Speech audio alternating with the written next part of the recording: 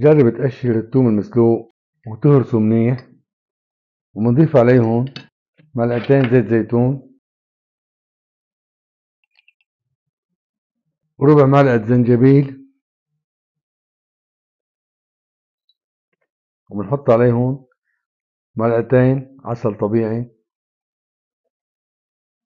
نخلطهم منيح. ناخد منهم ربع معلقة يوميا، بنكون حصلنا هيك على قهوة مضاد للسعال الحاد وللبلغم، بروح السعال القوية وبنظف البلغم، ويعطيكم الألف عافية.